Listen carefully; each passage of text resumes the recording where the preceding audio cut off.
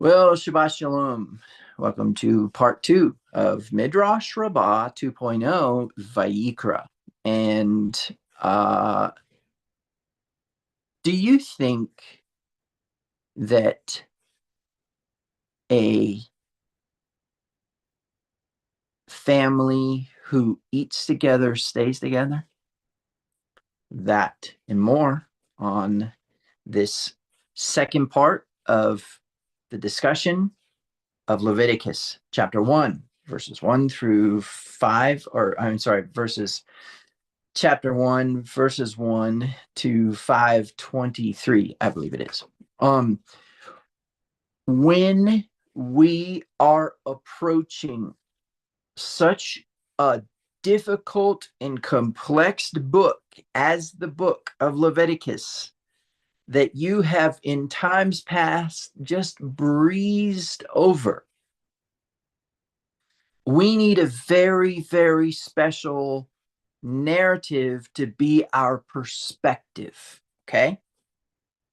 So I want to talk to you a little bit about Middle Eastern culture. And I want to talk to you a little bit about the ancient nomadic lifestyle minus the Hebrew lifestyle. Okay. And what I mean by that is, what were the nomadic peoples and is it that they seemed to have practiced, and how were they different from the rest? Well, we have a number of anthropologic evidences towards these ancient peoples. First, we have those who claim that they are the original, right? They are the original nomadic peoples. That would be the Bedouins, who consequently, a lot of them now live in houses, but still live by that same, what in Hebrew is known as minhagim, or traditions. Okay. And the minhagim is basically ways that families do things. Now, I will share with you an example. And yes, I'm absolutely copying a typical rabbinical explanation of minhagim. So there was this family, and when they would cook a brisket, they would just cut the ends off of the brisket, right? And they never knew why. And everybody had this legend that it was this great grandmother who actually was the one who would cut the ends off the brisket. And she was a great grandmother, not a grandmother. And these great grandchildren one day go to her house, and she serves brisket and the ends are still there. And they're like, "Hey, what are you doing? We can't eat brisket without cutting the ends off. We cut the ends off. It's some special thing." And the grandmother's just laughing. And then she says, "You kids, I only had one pan to cook the brisket in, and it was too small. So we cut the ends off of the brisket to put it into the pan. And we would save the brisket for food later on, the pieces we cut off. But now I'm blessed and I have more than one pan. And so I can serve you brisket in a bigger pan." Now, there's some versions of that have the size of the oven. There's some versions of that. But the point is that family tradition is derived from an act of honor. Okay. And I think that is something that we really, really, really need to address.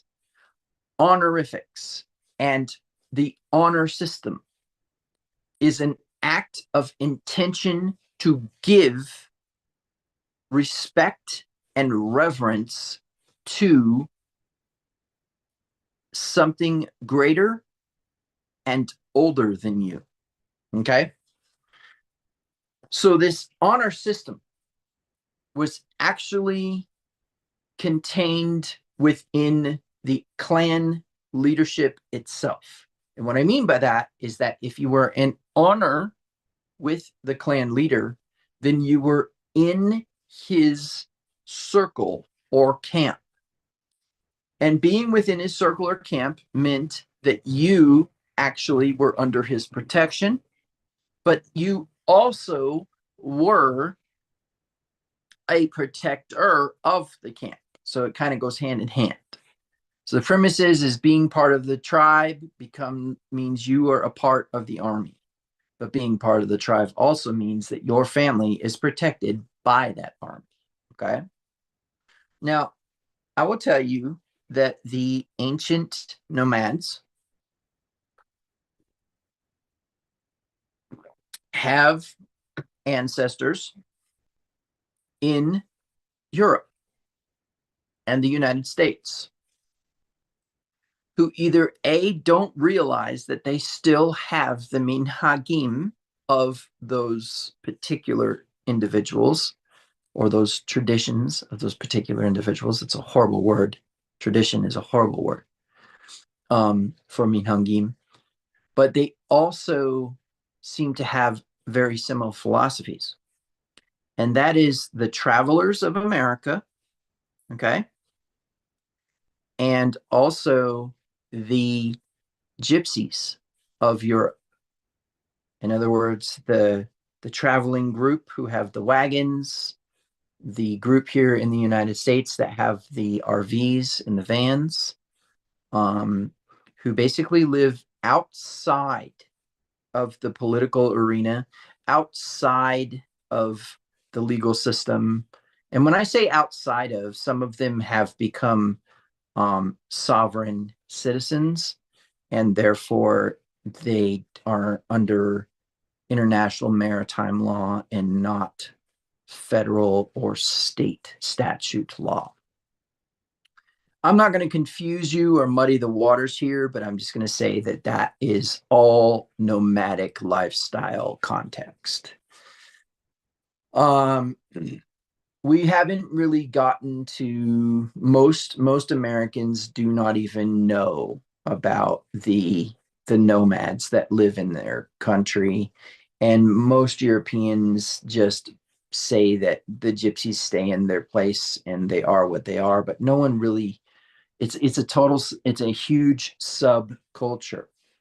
Well, I can tell you After His Heart Ministries is a nomadic people. And what you need to know is that although we may dwell in permanent structures, we still hold those ancient traditions, lifestyle, and behavior.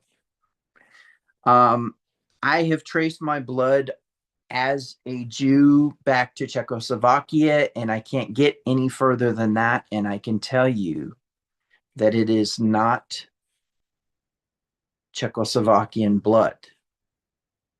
From what I can tell, it is actually the nomadic tribes of Czechoslovakia. In other words, I don't think they're native there, but I can't trace it any further than Czechoslovakia. Which, yes, that means I'm Ashkenazi, although I do believe we have some Sephardic in us, for sure, for a number of reasons. Because there is a whole bunch of Italian blood in our family. So I don't know. Anyways, let's get this honorific context, okay? So the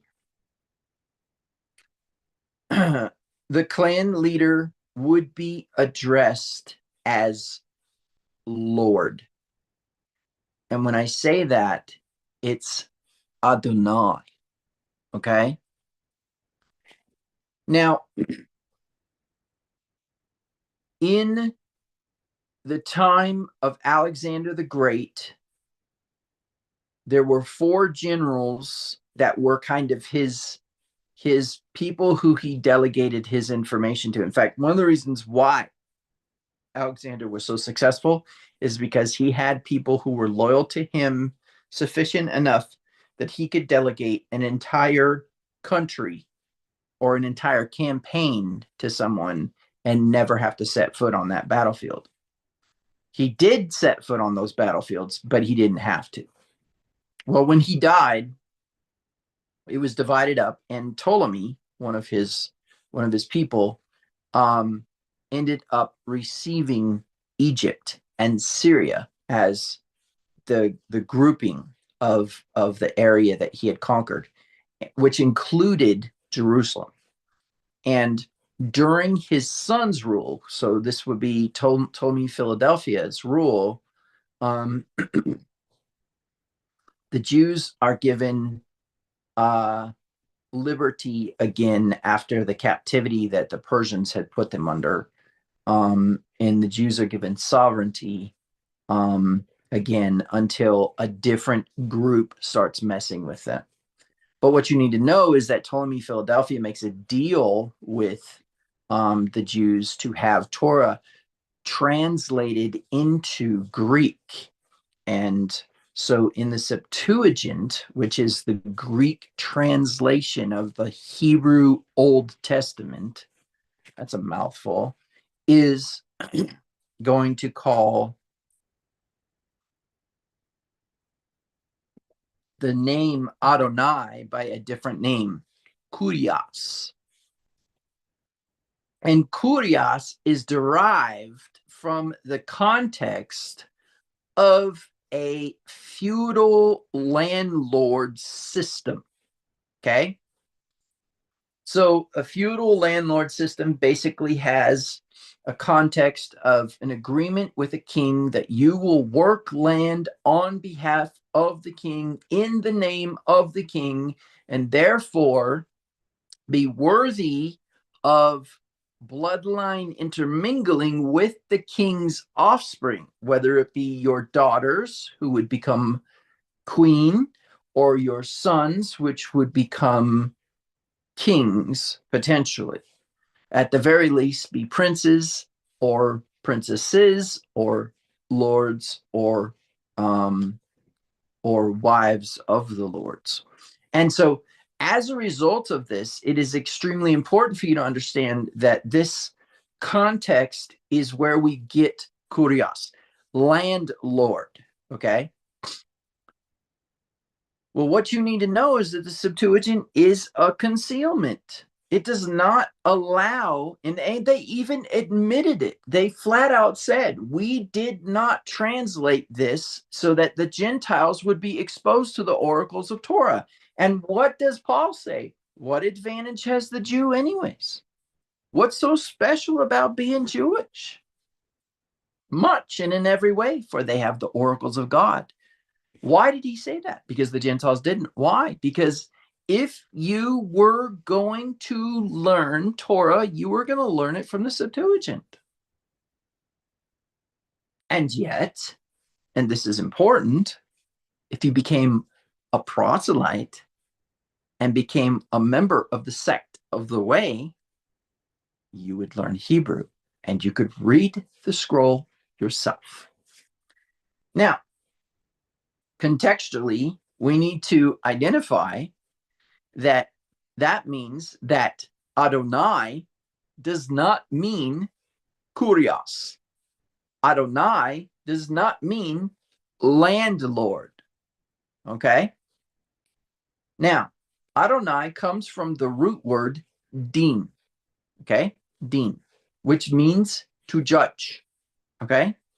And it is a dalet and a nun, and it literally means life continues or movement continues.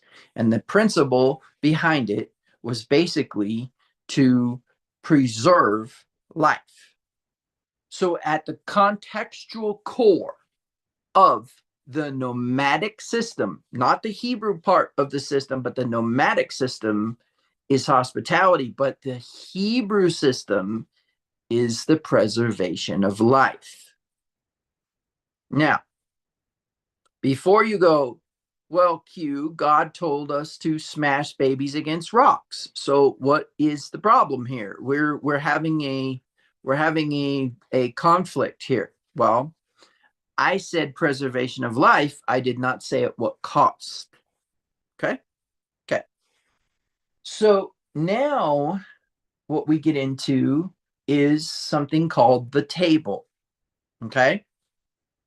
And here's how it works. First of all, there is no table. Okay.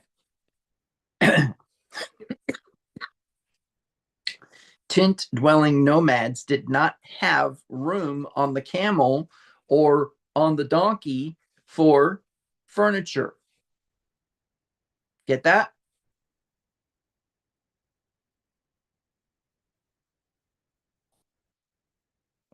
The difference between a bull and an ox is that there was no yoke put upon its neck. So when we identify with the Aleph being the lead ox in the ancient Hebrew pictographs, in which Vayikra, which of course I want you to remember, in the morning I said it is the gathering of heads or the gathering of Roshim. Okay. Roshim were the kings. I'll explain here in a minute. But the premise was that there was an element of family sovereignty to the clan itself. In that, the clan leader, in conjunction or collaboration or in agreement with other families of that clan, were all one ruling system, basically a board of directors with a chairperson. And so the way that this would work is that each family within the clan had their own symbol to represent who they were. But each family member in that clan held the symbol of the clan. Okay. Then within that is the mechanism of sovereignty. Each member of the clan as a family or tribe was actually equal to every other member. Okay.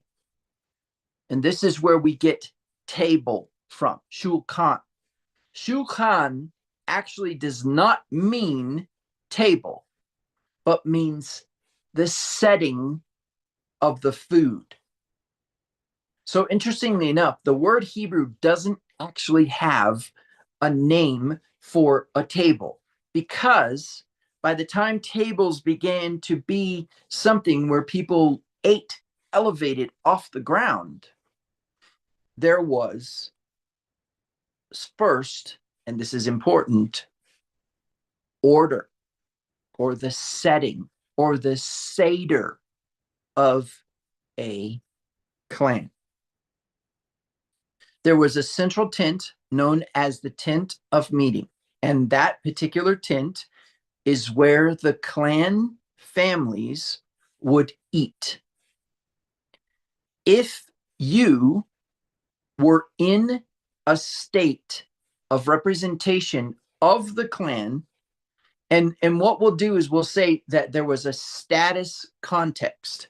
So the status context was that if you protected the clan when the clan called upon you to protect it, and if you demonstrated your own sovereignty and self-reliance to not create a burden upon the clan, you were welcome at the table. Now, if you fell out of that honor or fell off of that status, then you were to you were to provide for and consume your own slaughtered animal for your meal with your family, because it's acknowledged that you yourself are a tribe of many. Okay. So then the context would be that if you were not on that status level, that you had protected the clan or that you had become some sort of liability to the clan, you were not thrown out of the clan. You were just not allowed to sit at the table. Okay. Now, when I talk about warrior and stoic, I want you to think about the guards who are at the Vatican or the guards who are at the palace in the United Kingdom. How you cannot distract them. You cannot, they're not allowed to deviate from their position. You cannot do anything with them to try to interact with them or whatever. They won't move. And you can test that. That is actually derived from the nomadic influence upon the Saxons. And interestingly enough, is derived from the necessity to protect the clan from those who were clanless.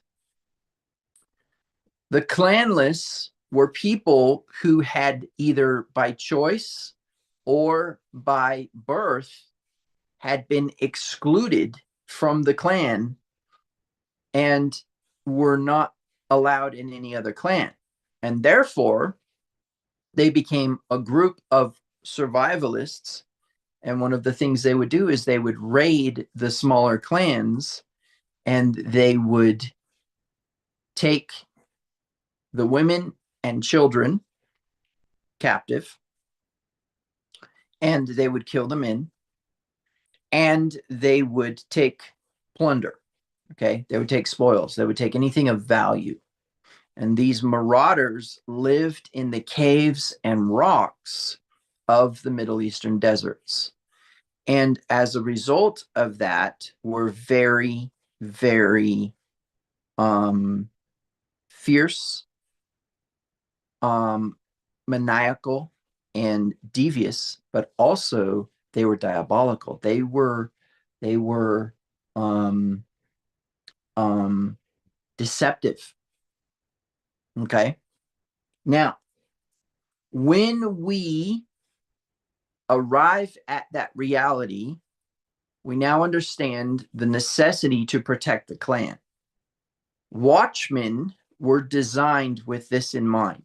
Number one, to be the eyes and the ears of the clan, but they also stood at the weakest points of the circle of tents, which was the vulnerable points where there could be someone who could cut through the wall of tents and actually access the clan. So the protection of the clan was very real. If you were not in favor with the table, then you were not excluded from the clan, but instead had to consume and had to kind of dwell on your own as not a part of the table. Now, remember, the table is not a physical table. It is a group of heads of tribes and their representative individuals. And so the tent of meeting was rather large, and it was one in which everyone was able to consume the meats prepared. You say, well, what would be the difference between the thing that I slaughter and eat in my own tent or in my own area of the clan, as opposed to that which I ate in the tent of meeting? And why would that be important? And I'm going to tell you right now, This is still not Leviticus. This is not even the instructions in Exodus for a tabernacle. We are talking about ancient nomadic peoples. Whether we pull from the Vikings, we pull from the Gypsies, we pull from the Bedouins or the desert dwelling nomadic tribes, we pull from the African nomadic tribes, from the Amazonian nomadic tribes, we get the same code, the same information, the same pictographic representations, and this is important, the same cultural representations, honorifics, etc. In fact, one of the most intriguing nomadic peoples who don't realize that they were a nomadic people is the Japanese. That's one of the most intriguing nomadic peoples. They still, to this day, have the minhagim, the traditions of honorifics.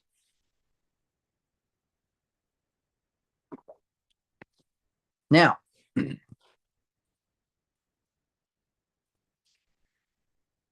the itinerant element of following the water is contained in the tradition of the nomads, meaning generally the nomads would find the oases and shared those on the map with the other clans so that people could survive the desert. Regardless of war, of enemy, hospitality and preservation of life become the foremost offering of the nomadic peoples.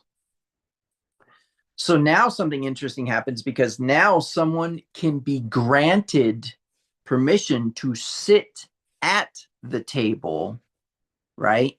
And I'm still explaining this. What's the difference between that meat and that meat?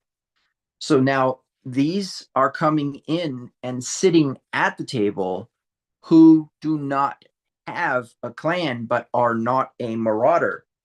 Let me tell you the shocking thing. The person who actually has the label of Oyev,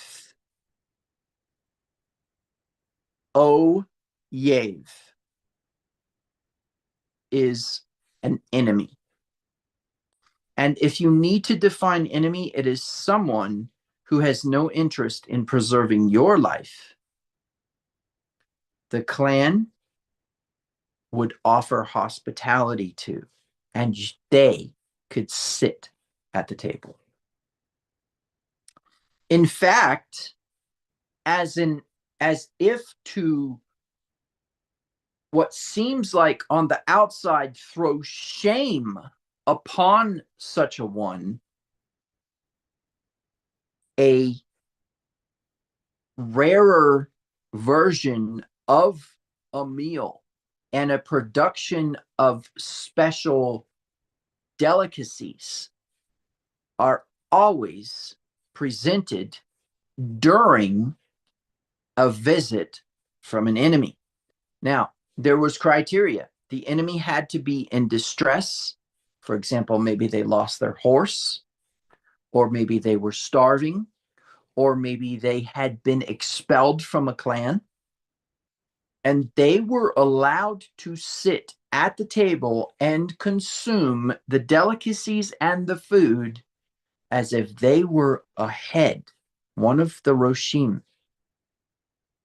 Now, what's important about this is not that they get the freebie, because you have to be careful with what you understand about free. Because one of the things that you need to know is that if there is somebody who cannot provide for themselves, they'll be provided for on the condition that they provide something to the clan. Meaning, hospitality is not, nor will it ever be free, but the preservation of life is mandatory. Therefore, if your enemy is standing outside your camp, you bring him in, you feed him, you clothe him, you nourish him, you put his sword on his hip, you send him back out, and then you walk out You challenge him in battle and cut off his head. Now, I know that's a little bit confusing, but I want you to think about honor. Is it honorable to defeat a weak enemy? No. No. You fatten the guy up so that he's your equal. You best him in battle and you demonstrate your skill. And that was the premise. And so hospitality goes beyond just those who the clan approved of and liked. Now, don't get me wrong, they had their guardianship while they were in the clan. They weren't allowed to just wander the grounds and do what they do. They weren't allowed to interact much with the tribal peoples themselves, but just the Roshim. So because of this, it is important to understand that if someone wanted to enter back into honor with the Roshim, they could contribute one of their livestock to the slaughter for the meal. Now, before you get caught up in the idea that they might have been vegetarian, I want you to understand that although there seems to be a context that under circumstances in which there were no livestock, there was an ability for nomadic peoples to survive off of vegetation, there is scientific proof that desert dwellers needed red meat. Now, I can't remember that study, and I can tell you that within that study, there's also something that says that if you combine dairy and red meat together, you create a calcium deficiency. But I can tell you it goes back to ancient nomadic peoples. So this particular reality means that it was honor to bring a slaughtered animal to present as an opportunity to sit at the table again. Now, here's the intrigue. If you sat at the table and ate with the clan leader and he did not speak to you, then you were not to return to the table. But if he spoke to you, then you were restored to the status of the table. So the table itself was there. And here's the interesting thing. When anthropologists have studied the marauders, they actually had the same honor system and a table. And so when you hear these movies or these narratives, these novels, whatever, that speak of a table of leaders in an assassin culture, there's where it came from. Now, assassins in general were people who had been not only either put out of the camp or born outside the camp, but they also were people who did not have the provision, instruction, and the protection of a clan, and therefore had to be a clan in and of themselves. And of course, didn't have the resources that would cause them to be a clan. But interestingly enough, a lot of them became clans in and of themselves, and later then were more on the honorable side instead of the dishonorable side. In other words, you could form a clan out of nothing, which means that clan was not about bloodline. Clan was about whether you were able to sit at the table or not. Now, the Hebrew word that is translated in English as sacrifice is actually the Hebrew word for that particular meal where we have the meeting of the heads or the Roshim. So there's your nugget. Maybe not the nugget, but a nugget within this particular Midrash that says it was never about the shedding of blood. It was about the eating together.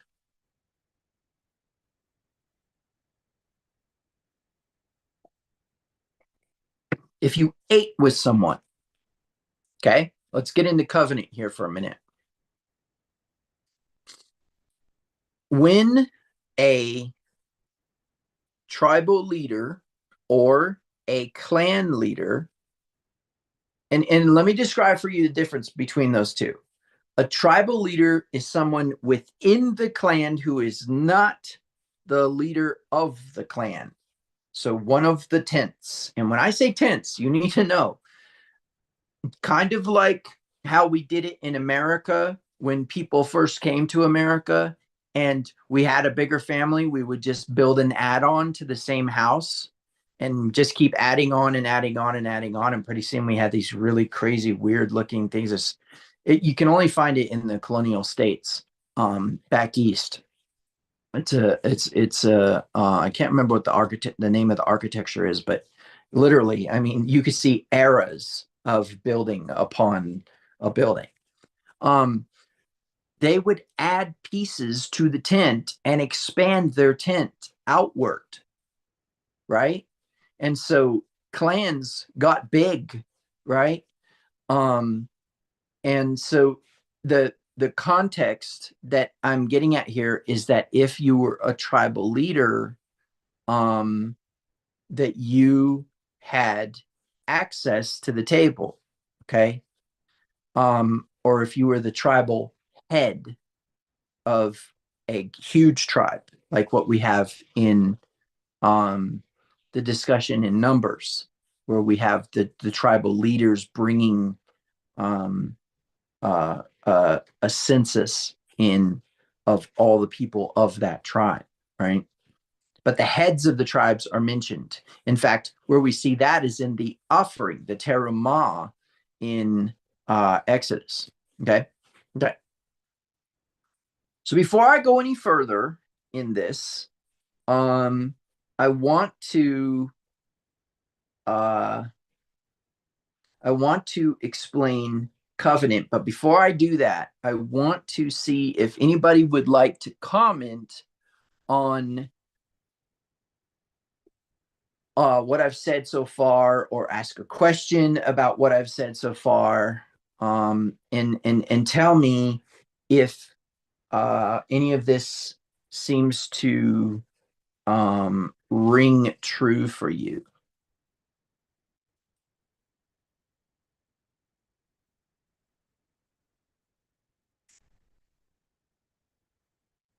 Okay, so I think I'm trying to see if I can check go ahead and check YouTube and see if anyone has commented. No one has. Okay. So one of the things that you need to know is that if you're a tribal head, you are sovereign and an entity in and of yourself, okay? But you're part of a code, and that code is the code of the warrior, and that code is the way of the warrior. And so if you go out to battle, you represent the various tribes within the clan. You have the sovereignty to execute judgment upon a battle. Well, let's say that you arrive at a position where you are going to be superior in that battle and you're going to best the enemy in that battle. Well, what is the first and foremost present element of that code? Preservation of life. It was actually Miyamoto Musashi who put it best when he said that if I kill a man in battle, I have defeated an enemy. But if I don't kill that man, I have saved the life of his wife and his children. So, in principle, then, even the samurai had within their code a context of preservation of life over death. But let's say that we're in a position where that is not an option, and now we are in battle and the enemy has surrendered and they want protection. They can enter into covenant. And here's how it works. They agree that their land is your land. They agree that their weapons are your weapons. They agree that their resources, like water, are your water. But here's how that works. They now have become covenanted in promise to your clan.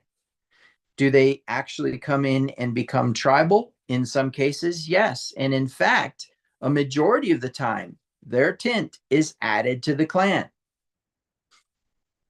However, let's say that they want to dwell separately and they still want to have sovereignty and work their own land and all that kind of stuff. That's fine. So, how does the covenant work? Well, first of all, an animal is slaughtered. Vows are made while standing in the blood of the animal, because blood vows are a very, very real thing within the context of the ancient Middle Eastern peoples believing that the soul is in the blood. Oh, guess what? That's what it says in Torah.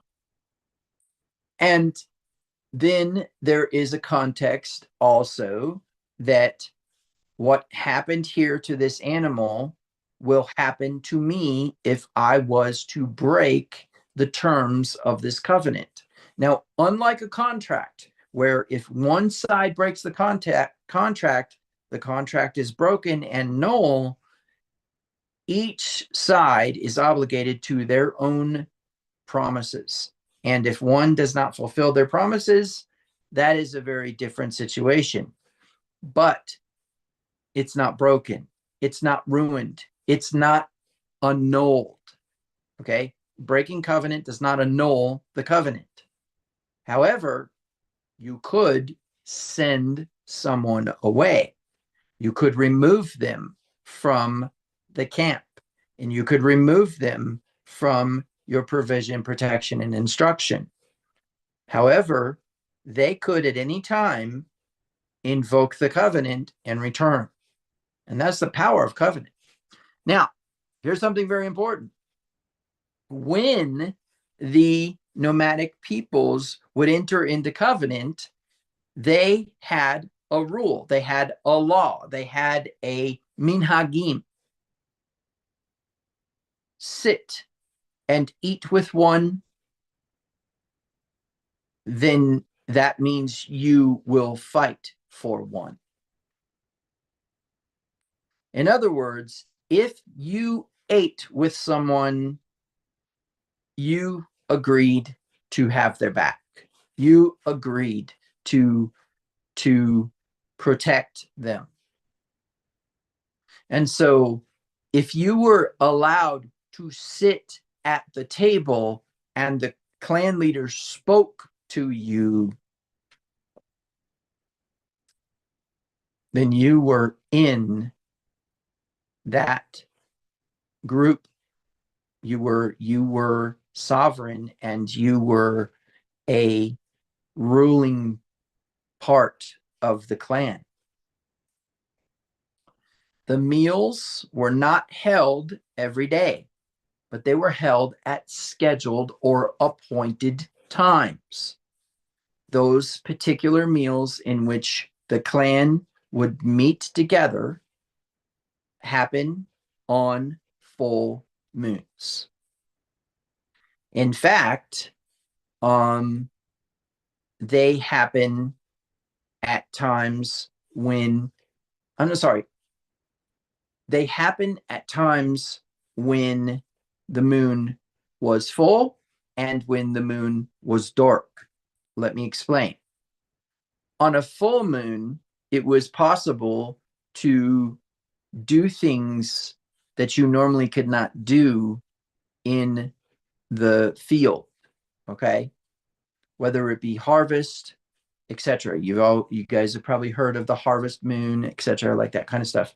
But then there was a context that the darkest day was the night when the moon was new, was a time when the clan needed to make sure that it was together in the clan and not out doing things. So a new moon festival, as it were, was celebrated because that's when the marauders would come, when the moon was dark, because there was no way to see, right? It was harder for the watchmen to see, and the assassins were quiet enough that they could be taken out. Okay. So where this becomes important then is to understand that these appointed times in which food was eaten, and it was usually during a time of a harvest or during the time of the shearing of sheep, was the full moons. But the festival of the new moon was about protection. It was about security, okay? Because there was darkness over the land, and you could not see the way you could see when the moon was out, okay? Okay. So that means that these favored or fellowship companionship related meals were actually appointed because of the provision, protection, and instruction of the clan. And they were cyclical in nature because it was dependent upon the moon. Now, where this becomes important then is to understand that the word for sacrifice that you find in all of this, offering that you find in all of this, has to do with the table fellowship. Now, when I say table fellowship, immediately people jump to potluck church, but you need to understand there's something very political about it. There's something very stoic about it, because if the clan leader was silent on your behalf, you were not allowed to come back and sit at the table. And if you weren't allowed to come back and sit at the table, then your tribe had no say in the conditions of the camp. Your tribe had no say in what would happen. And we see a little bit of this challenge going on in Moses's narratives that he explains in these Torah portions. But one of the things that I want you to think about is this context of it being about provision, protection, and instruction, but that there's still a sovereignty, because then you'll find that the clan leader wasn't just looking for a vote. That was not it. That's not how this worked. This was not about a vote. What this was about is that each tribe was allowed to make their own decision. And where this becomes important is that the clan leader would say, we're moving out. Let's go. We're leaving. A tribe didn't have to go. But can you imagine what would happen to a tribe if they stayed? So now we understand that the sovereignty of the clan leader is simple: honor, loyalty. The individuals who sat at the table were loyal to that clan leader, and that clan fought as a clan, and that clan ate as a clan. Unless you couldn't sit at the table, then of course you yourself were a tribe that was excluded, but still were in the clan. And that's the part that people don't get. You don't get thrown out. If you were exiled, you were exiled because you had gone outside of covenant. And that's a very different story. And if you're not within the favor of the clan leader and he excludes you from the clan, then you have basically received a sentence of death, which had nothing to do with cutting off anybody's head or nothing to do with execution, just exclusion from the provision, protection, and instruction. With the exception of the preservation of life, in which you basically invoke the covenant and say, I'm in covenant, I need food, I'm dying, in which you would be brought in, fed, provided for, fattened up, and kicked back out. And the premise is that exile from the clan's land was a sign of a violation of the instruction of the clan leader. Now, the way that I want you to think about this now then is that you bringing your own meat to the table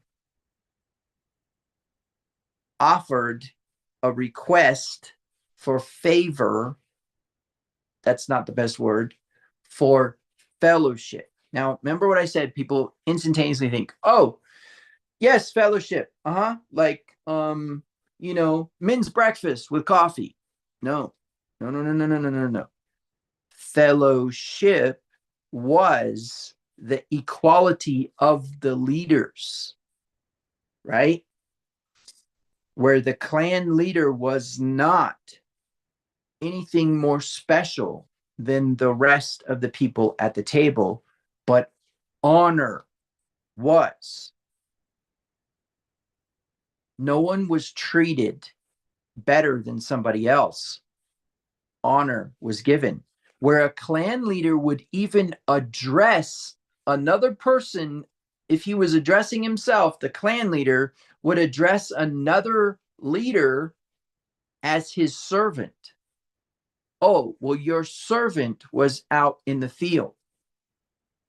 Yeah, you're not ready for that yet. You're not ready for that kind of humility, to know that you're the king and yet you call yourself the servant to another who's inferior to you. Okay, so in principle, we need to then understand that any form of sacrifice mentioned in Leviticus is actually table fellowship. And that the ritual slaughtering system, however symbolic it was political and was about family, because the clan itself was not bloodline. The clan itself was a group of people who agreed to stay together for provision, protection, and instruction of each other. Now, of course, there was a head, and that was usually the one who had formed the clan. Abraham was the head. when he went and he attacked Chedorlaomer, he went and attacked Chedorlaomer with heads. Okay? Not just himself. Most of the time, to be in the clan, you had to have covenant. Covenant made it possible for the various tribal leaders to be in agreement with each other as a clan. Was there a sovereignty or authority of the clan leader over the other tribal heads?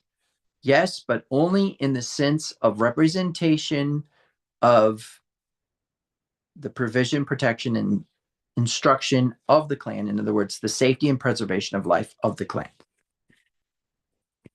That's why we find people, it seems, in biblical times, asking the tribes to go out to battle with them, asking the tribes to assist them with something. They're all Israelites, right? That's the clan. Who's the head of the clan? David.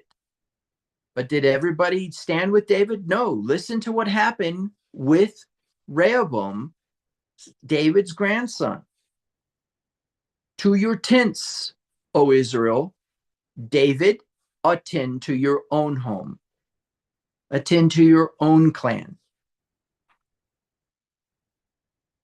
There is evidence of ancient languages containing truths that people don't understand. For example, the Basque language, which I have not had a privilege yet of learning Basque, but I'm hoping someday to. The word for knife is actually sharpened rock. And the word for roof is actually top of the cave. And the word for door is actually stone. In other words, these ancient peoples have moved into modern times, but are still using a language that describes Stone Age lifestyle. You need to know Hebrew is no different. The word for light, the word for evil, the word for uncleanness, the word for horse, interestingly enough, has its origins in an ancient peoples. I can prove that to you over and over and over again. I can take a modern Hebrew word, break it down into its lexical root, pull it back into its ancient pictographic Hebrew, create the letter or find the letter pair for the parent, create the narrative behind it. I don't mean create as in make up. I mean put it back in place. So replace it. Let's say that. To replace the narrative behind it and tell you a story about a modern Hebrew word that you wouldn't understand. For example, nahag. A nahag in today's modern modern Hebrew is a taxi driver. Somebody who moves somebody from one place to another via a vehicle that is not actually being driven by the person being moved. In other words, somebody's getting a ride. Ride share is a nahag. Okay, nahag. But then, I'm sorry, noheg, a noheg. But then, when you look into the actual Hebrew word, it means a chariot driver. But when you actually bring it back to the ancient pictographic Hebrew, it has nothing to do with a chariot. In fact, chariots were a later addition to the ancient nomadic peoples. wagons were a later addition to the ancient nomadic peoples. In the early times, they had beasts of burden who would carry on racks all of the things that they owned. And that was this how it was. It wasn't until later that we start to identify wagons, and we start to bring wagons or chariots into that. But the actual word there is a combination of a noon, which is a means continue, and a gamel, which means to cycle around, to come around in a circle. And what it was the people who would basically ride around the perimeter of the camp, out probably say maybe like a mile or so away from the camp, and would look down upon the camp or look towards the camp and observe everything else around the camp. And so what's interesting is that eventually becomes somebody who actually transports somebody because they're trusted, right? And so it's interesting. The word nahag actually goes back to the watchman who actually would circle the perimeter of the camp.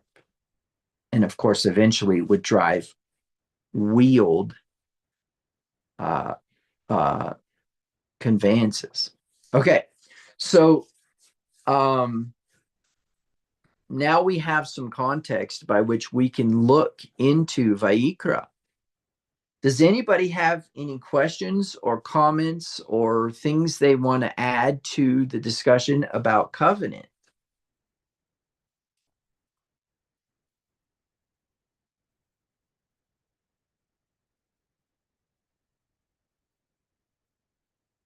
Okay. So when we are talking about offerings, when we are talking about priestly garments, when we are talking about implements of the priesthood, we are actually working with this concept of table fellowship. Okay. Now, I think it's really important that we understand that within the laws or rules of the sacrifices, those who performed the slaughters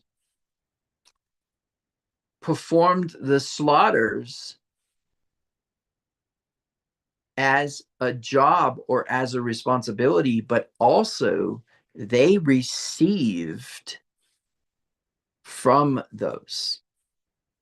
The choice cuts went to the priests. But that word priest is inappropriate. There's no such thing as a priest. That is a misrepresentation of who these men and these people were.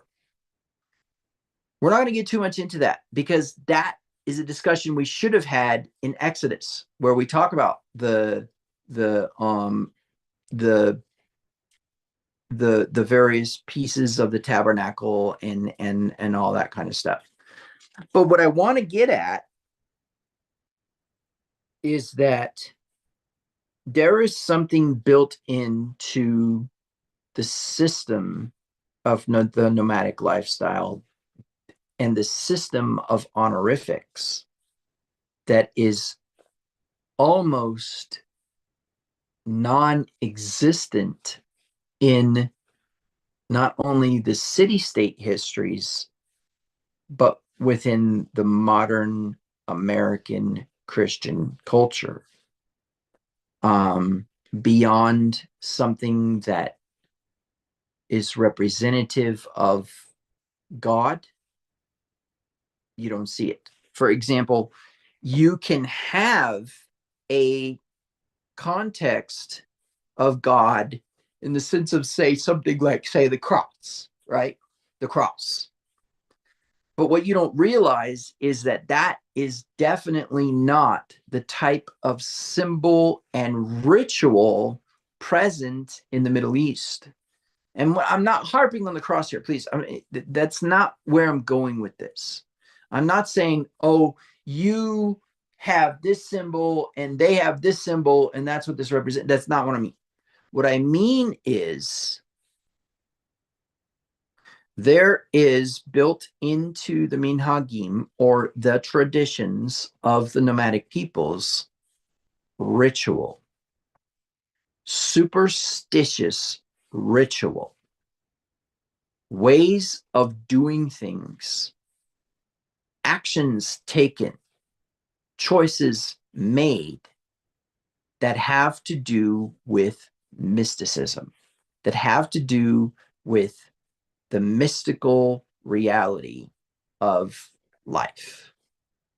Spiritual beings having a human experience, not humans having a spiritual experience. And those who lived in the desert knew this.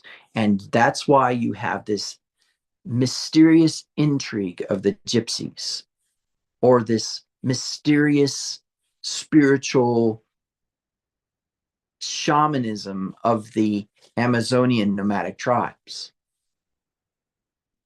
or even the superstitions of the travelers of America. The travelers have their own little rituals and their own little things that somebody on the outside looking in would think are witchcraft, or would think are something other than God. And in some cases, yes, that's true. But what you need to understand is that these nomadic peoples had a superstition. They had a superstition about the desert. They had a superstition about water. They had superstitions. You say, well, wait a minute, why are they having superstitions? They were serving God. Oh, but you don't understand. They understood the spiritual significance of a thing. You don't. And so now we get into an interesting thing because, for example, we have the Native Americans who, when they kill their hunt, go and thank the thing that they've killed. Thank you for your contribution to my life, to my family, to my tribe.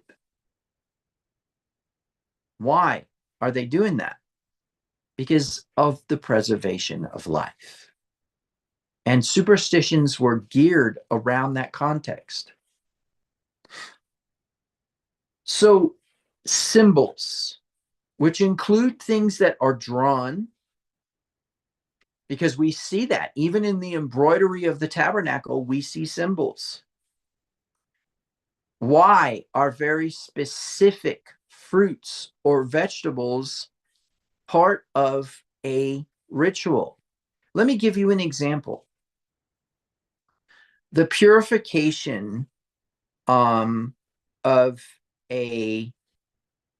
I think it's a purification of a woman who has had a male son, is to bring 2 turtle doves. But when you look at the ritual for the turtle doves, one is actually dipped in the blood of another and then set free. And furthermore, there's a whole bunch of weird blood stuff going on, right? But then we have weird things like we have sage and we have cedar wood. Wait a minute. That's not what it says, is it? It says we have hyssop. Oh, that's a species of sage. And we have cedar wood tied together and set smoldering, but it doesn't explain why. Well, what if I told you that that is the same tradition of smudging that came from the Native Americans? What if I told you that that is actually some of the rituals and the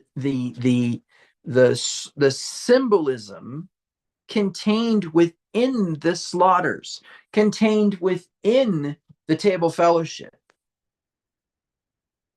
Why? did God command Abraham to split an animal in half, and then Abraham had a vision of two things passing through those animals? Because in that culture, you split those animals in half and went through their blood and got their blood on both of your feet to make you equal. Oh, you're not ready for that. You're not ready for the idea that God was telling Abraham that he was his equal. But the premise is that that does not exist today. We don't go and find a hill and split an animal in half and make a covenant with a friend. We might pinky swear. We might have friendship bracelets. Oh, well, we might even have promise rings. But truth be told, is that's still just symbols and rituals. But the nomads believed in omens and spiritual things. You say, oh, but Torah says don't interpret omens. Okay, fine. That's what your English says. Why don't you find out what the Hebrew actually says there? Because what you're going to find is what it says is that you do not make life decisions based upon a predetermined prediction. Okay. I mean, that's the context. But will the universe, will God, will that which has basically been moving on your behalf from the beginning as it decided to make a creation in the first place, communicate to you through signs and through seasons? And the question would then be, why are you not paying attention? Well, these people understood it.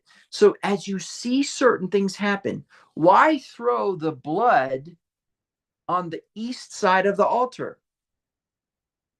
How about instead of you worrying about the fact that the animal had its throat slit, you start worrying about the fact that east is very symbolic. And what is the significance of a west-facing room? Those are all superstitions, and those are traditions, and those are symbols, and that is ritual. And Yahweh, if he did not agree with it, would not have been a participant in it. So before you start to say, well, you know what? Those were ancient peoples, and this particular book doesn't apply to me. How about you realize that you are in some way an ancestor of an ancient peoples, and that there has been a preservation of learnings? How do I figure? Epigenetics. And so contextually, then we can both agree here, you and I, who are in this discussion together, that the book of Leviticus is for you, but you need serious context, and you don't have it because you don't understand the ancient nomadic peoples. Listen, even when I became a Torah observant Messianic Jew, and as a bloodline Jew, I have the option of saying that without any type of ramification from people like David Stern, who wrote the Messianic Jewish Manifesto, which basically said, if you're not bloodline and believe in Jesus Christ, then you are not a Messianic Jew.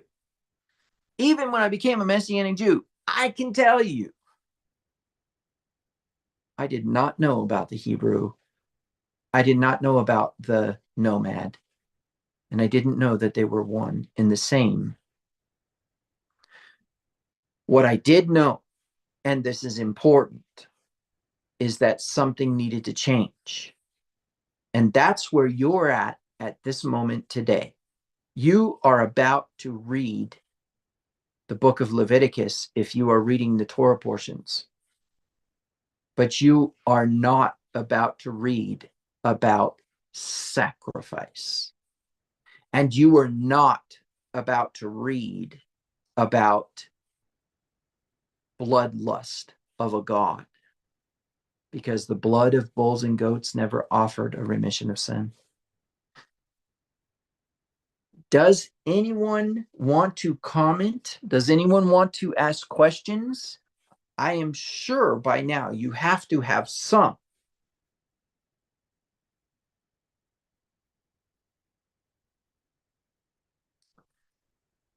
Does living in a permanent structure and not moving around exclude you from this culture and this context? No, it does not.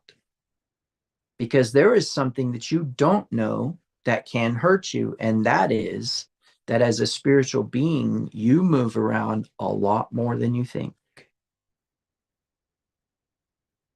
I won't get into that in detail, but I can tell you it doesn't have to do with you moving your legs, and it doesn't have to do with you driving your car, and it doesn't have to do with you moving physically at all.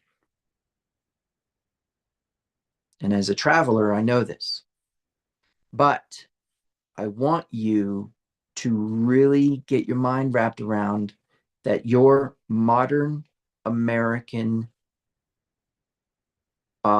democratic socialist environment does not jive with the Hebrew lifestyle. And maybe I should say Western Greek modern American Protestant Christian socialist lifestyle does not jive with the ancient Hebrew lifestyle, which means you need to rethink your political stance. You need to rethink your spiritual stance. You need to rethink your doctrine, and you need to rethink, because I can prove to you, and this is important, that Yeshua, Paul, David, Isaiah, Elijah, Malachi, Peter, and even Polycarp were ancient Hebrew nomads. And when I say and even Polycarp, I'm saying that the next generation after the disciples continued in the nomadic Hebrew lifestyle, and that the Jews of Jerusalem and the Pharisees and the Sadducees did not and were not. And the closest that we have to something similar were the Essenes. But don't think you can favor them either, because they were no proof of Yeshua. They were no proof of Christianity. They were no proof of anything other than the fact that we're dealing with a nomadic people because of political differences. You need to understand, an ancient Hebrew nomad is removed from the dominant culture of their time. Abraham was so different that he became famous for his difference. Are you that different? And before you think it has to do with setting down your phone or turning off your TV, you're wrong. That's not it. Because you can definitely stay within a nomadic lifestyle and enjoy the modern amenities that are offered. But you cannot, and this is important, you cannot align yourself with that which does not represent what we're talking about. And when I say align yourself, let me be clear. Abraham made covenant with Amorites. In fact, later on, Yahweh says that the sin of the Amorite is not complete. In other words, the Amorites were an offense to Yahweh. But Abraham made covenant with those same peoples. So perhaps you should rethink what I'm talking about when I say you're there, that the nomad is removed from the dominant culture of his time. See, you guys immediately, let me tell you something. I'm just going to state this, and this is not a condemnation, but it is definitely something that you need to check and shadow work that needs to be done. You read the Bible to figure out what everyone else is doing wrong. You read the Bible in order to determine how right you are. And you read the Bible in order to understand what God is going to do to bad people, because you don't view yourself in that light.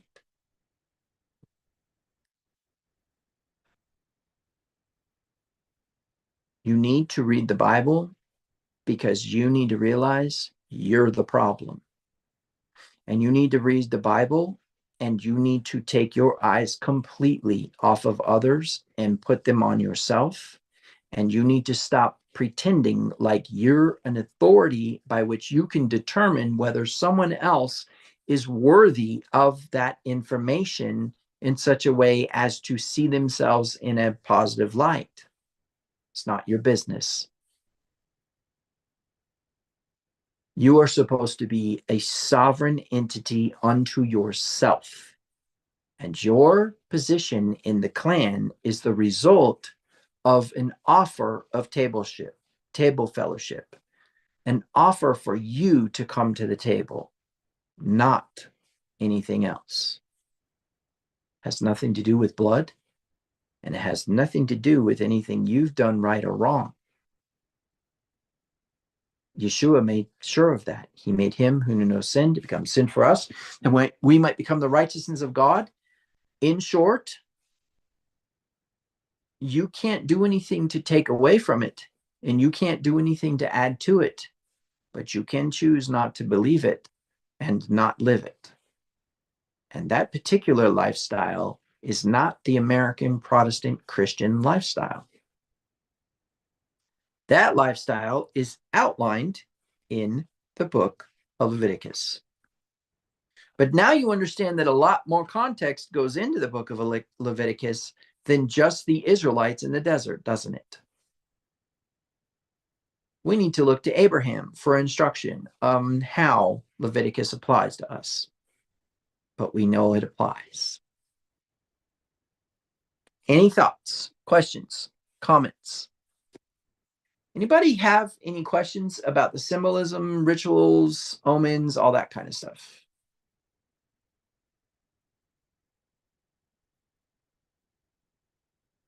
Do you know that the ancient peoples of the desert had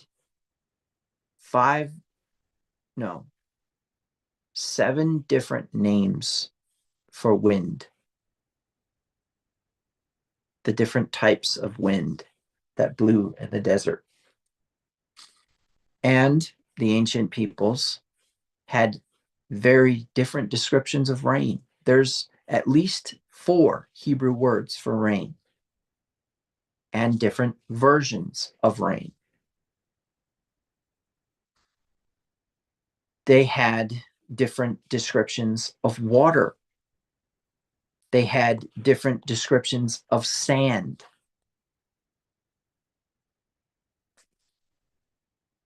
You need to understand, they believed that the sand had personality, that the desert had personality, because just like most nomadic tribes that you find around the earth, they were deeply ingrained into the environment. They respected the environment. They gave honorific to the environment. They wouldn't sit and say, oh, we're going out into the desert and going to do our thing. They would tell the desert, I'm about to travel in you. I honor what you are, and I'm not going to deviate from that honor. Okay? So before you get your head wrapped around some context of saying God, please protect me in this desert, that's not quite how those prayers would work. And that's not quite how this context works. There is an acknowledgement of connection.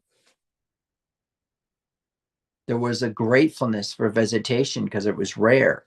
There was a gratefulness for slaughter because it had to do with ritual. It had to do with superstition. It had to do with tradition. It had to do with table fellowship.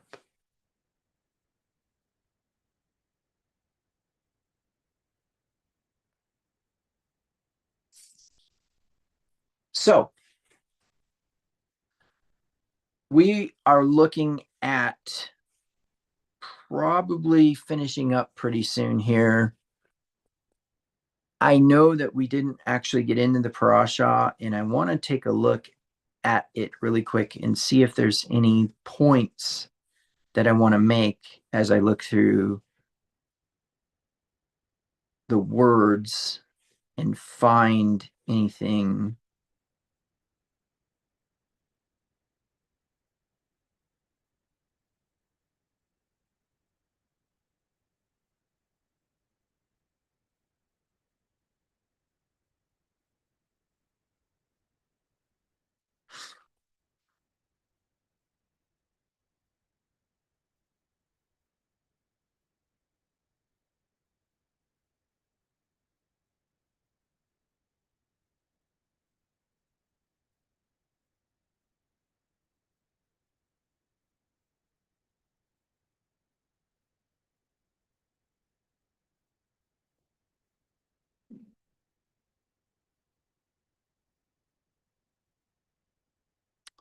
Yeah, so that's one thing I probably want to look into, but let's see what else.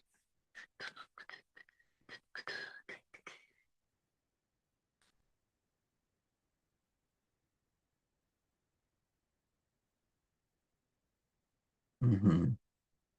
Mm-hmm.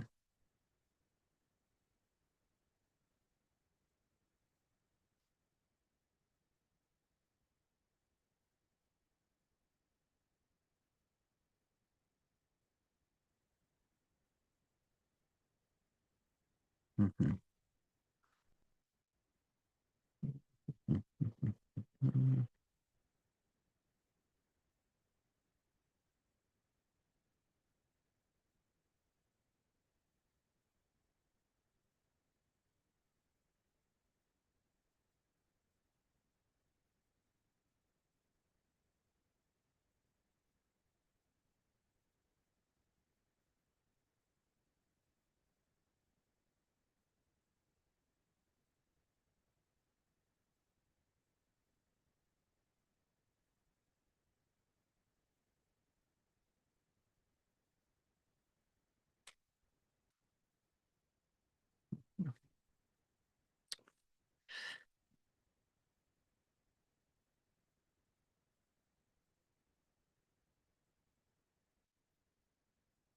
Mm-hmm. Okay, so I think probably we'll finish this out with the study of the Hebrew word mizbeach. Mizbeach is the actual Hebrew word that is translated in English um as uh what do you call it? Sacrifice. Okay, so what I'm going to do, go ahead and share my screen here with you. Um, in one moment here.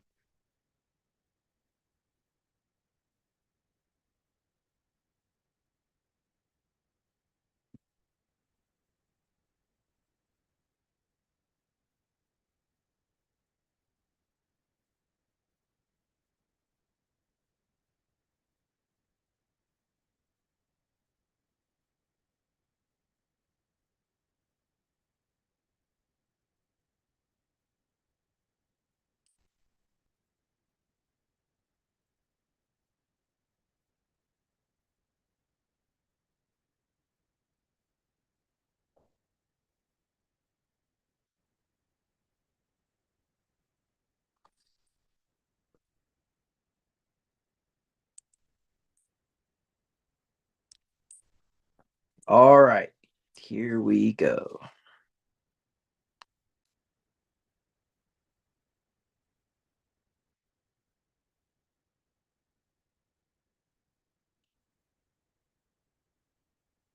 So I've already pulled up the Hebrew word here, zavak, which is the word for slaughter, kill, sacrifice, slaughter for sacrifice. Okay. And when we go into the ancient Hebrew lexicon of the Bible,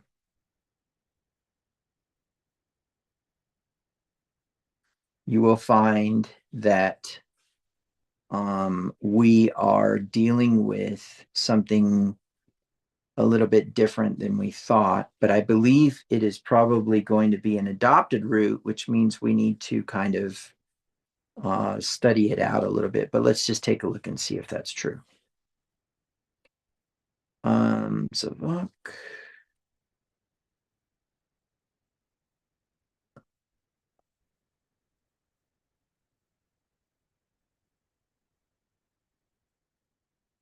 Yeah. Okay. So, first of all, this right here, this PR means parent root. And I think it's important that we contextually talk about that just a little bit.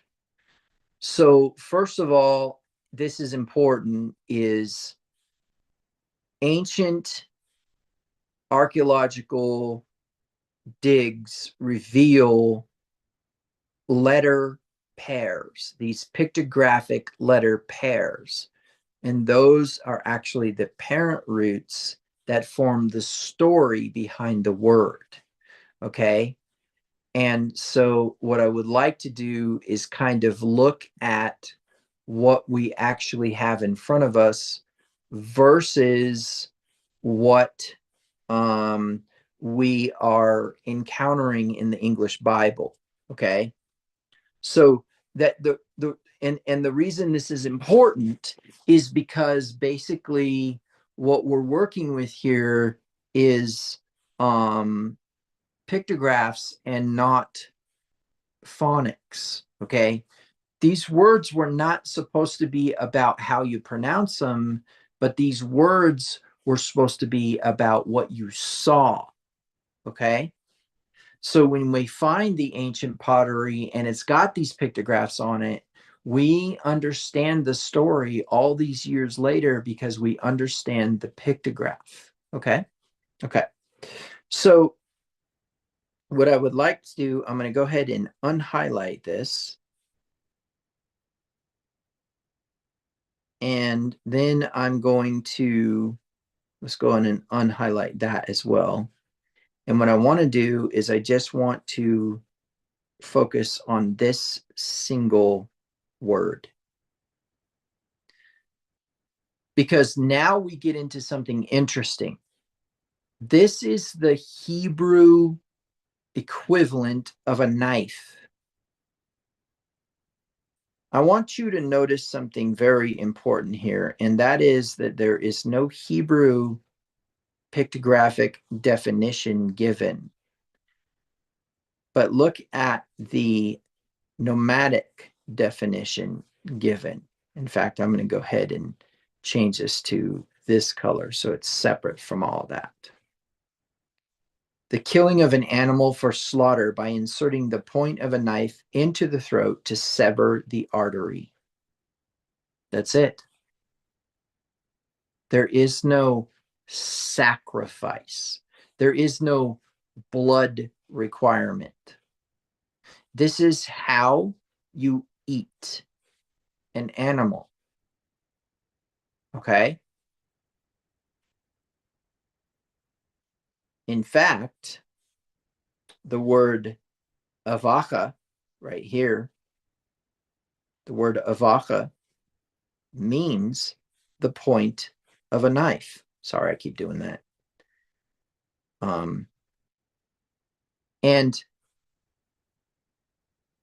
Look at the definition of bachan. A close and careful examination of a place or something, an inspection to determine effectiveness. From what? The point of a knife. So what is that? That's like the preciseness of it, maybe? Let's go with that. Then here's an interesting one. A derivation. Bachan is actually a place of inspection or a watchtower. Okay. Here's an interesting one. Something that has been tested through inspection and found worthy. Oh, that's a reference to table fellowship, isn't it? Okay, let's keep going. Chosen. Interesting. So a bachur is a chosen or a special young person chosen for an activity. What activity would that be? Right? Chosen, one who is the object of choice or of divine favor, is a mivchor. A mivchor.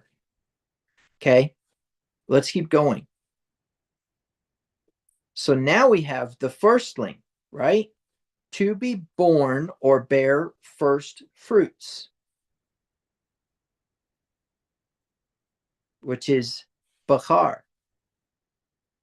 We have a holiday coming up here in a little while, and that is the holiday of Bikurim. What is that? The holiday of first fruits. What is significant about the holiday of first fruits? It's when Yeshua was discovered to be not in the tomb anymore. It's not when the resurrection happened. They found the tomb empty at dusk when they approached the tomb. Meaning what? He rose on Shabbat. Sorry, get over it. Okay, now we get into first fruits. Birthright. Look at this one. This is important. Bikora. Bikora. Rights or privileges or possessions to which a person is entitled by birth. The right of the firstborn son. See Deuteronomy 21:17. Also meaning the firstborn. A bichur. From what? From the point of a knife. From the point of a knife. Remember, knife is the word here. Okay? Slaughter is the action. Why is the firstborn having anything to do with slaughter? Table fellowship, my friends. Table fellowship. Okay. So now we're going to skip Bikur because we already talked about it. Let's go to Zavak. What is the significance of the Hebrew word Zavak? An animal killed for an offering. What is the offering? I will provide the food for you to eat at the table fellowship in order to obtain a seat back at the table.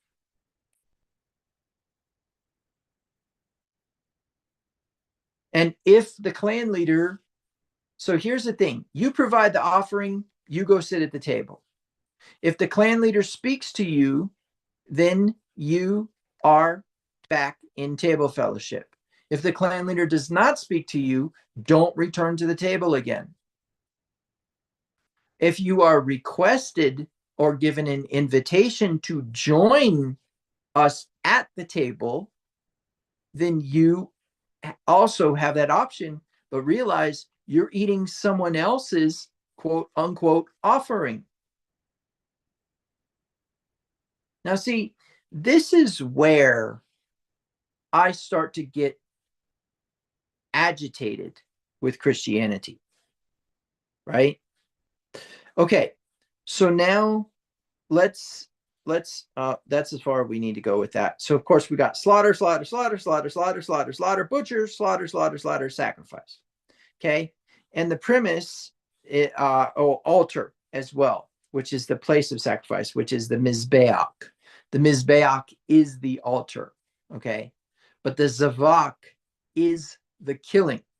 So now let's see if we can contextually then deviate from mainstream Christianity's interpretation of these words and align ourselves with the actual Hebrew here, right?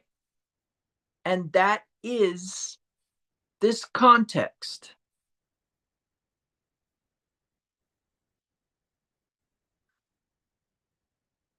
The people of Israel were given an opportunity, an open invitation to bring an offering and eat it with Yahweh in the tent of meeting, which was not the tabernacle. And in that tent of meeting, the heads, the Roshim, sat together and consumed those sacrifices. And as a result, you were a member of the table.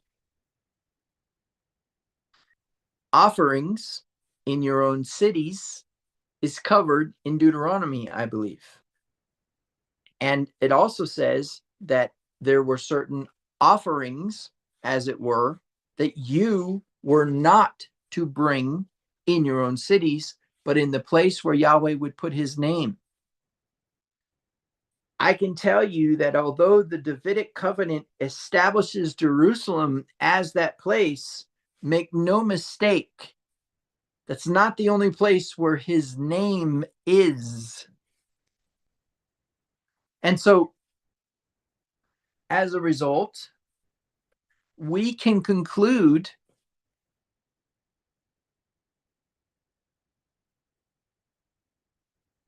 when we're working with this information, there needs to be a respect for the lifestyle. There needs to be a respect for the negligence on the part of the Jews and the Christians, and consequently any other Abrahamic peoples. The closest that we can come to understanding what Leviticus is about is to ask the gypsies, ask the travelers, ask the tribal peoples of the Amazon who move. Movement is key here. Movement. Remember, din, D-I-N, din, pronounced Deen, D-E-E-N, is actually judgment in the English. But in the Hebrew, it actually means movement. Someone who is a mover and who creates movement. And so as a result of that, adding an olive to it, Adon, instead of Deen, is someone who has the strength of movement. Adonai means our mover, not our landlord. Which is why I take offense to the word Lord in general. It is an Anglo-Saxon inference into feudalism, and it's not what Yahweh intended that to be.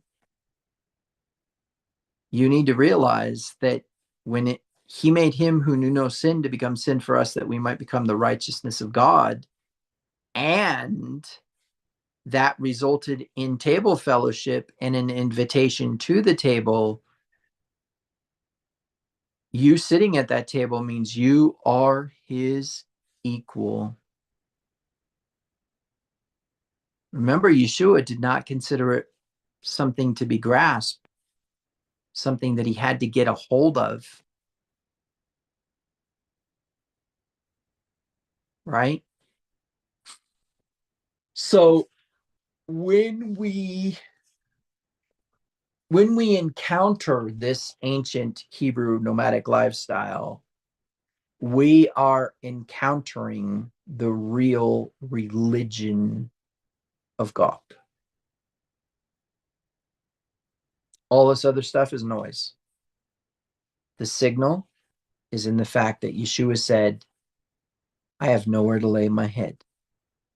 He wasn't complaining. He was declaring. He was declaring, I have no attachment to this permanent structure. He was speaking of his body. He was speaking of creation around him. And he was speaking of a home. He was a nomad. So check yourself, because unless you read Leviticus in this light, and notice I didn't bring this up in Exodus. I waited until now. No, I didn't wait till now.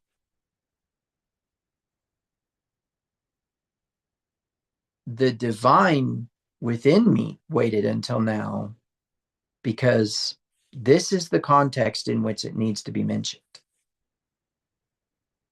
It changed my entire life, y'all. It changed the way that I think about enemies, the way I think about politics, the way I think. Do you know, when we really started to get into the nomadic lifestyle in this congregation, when we started training for how to properly study the New Testament, I ran them through the nomadic lifestyle. And I can tell you, we decided to quit voting.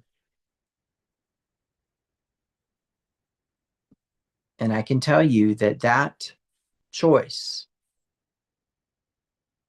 becomes very difficult at voting time, especially when it appears as though someone who's not really conducive to your values seems to be getting into power. It's irrelevant. Current affairs are irrelevant. You find me a verse that tells you to do anything other than watch the sky, and I will align with you on current affairs. Nomads are different. Their lifestyle is different. Do they continue to interact with everyone around them? Yes, of course. It's just they enter into covenant differently, and they enter into relationships differently, and they connect with people differently.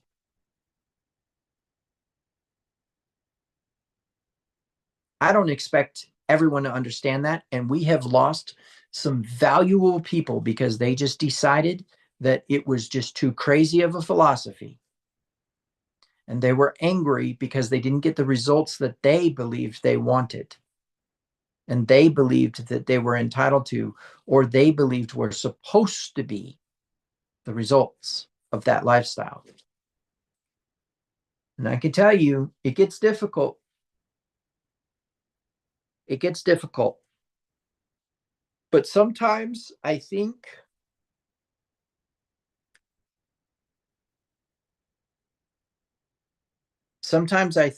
that what we don't understand are the reasons why things are delayed, or why things happen the way they happen, and not really what we understand, which means it has nothing to do with what you did wrong. It has nothing to do with what you did right. It has nothing to do with this next thing that you think you're entitled to. It has to do with something you don't understand.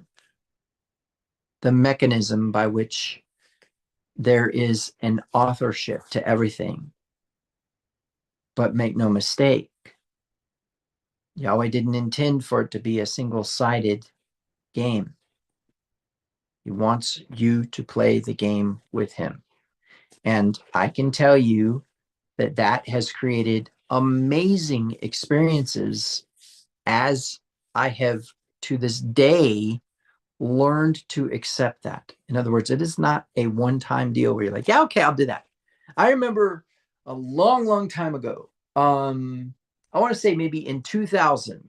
It may have been 2001, but somewhere in there, I wrote a letter to God. And I said, check it out. I know that you know more than me.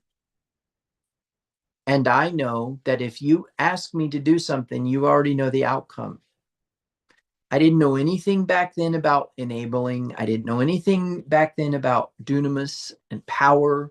I didn't know anything back then about authority and dominion. None of that.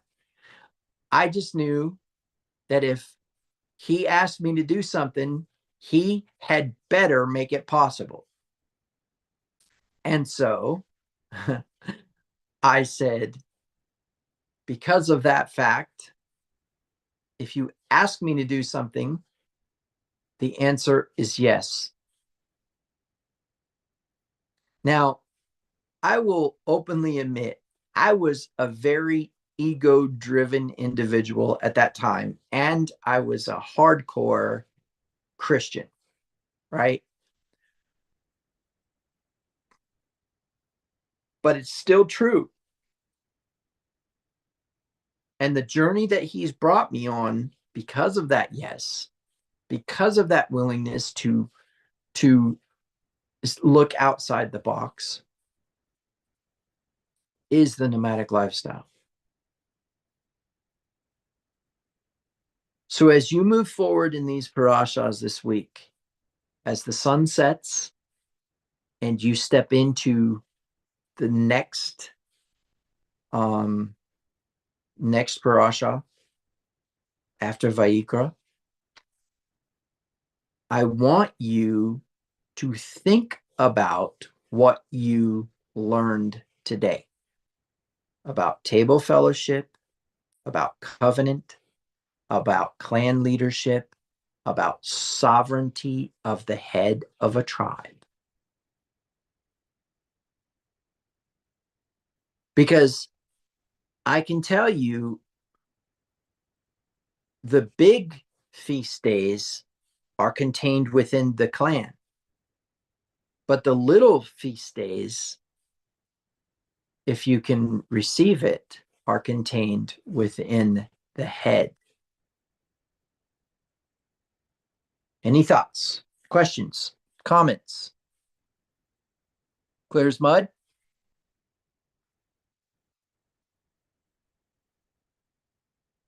Anybody want to share anything? Check the YouTube real quick.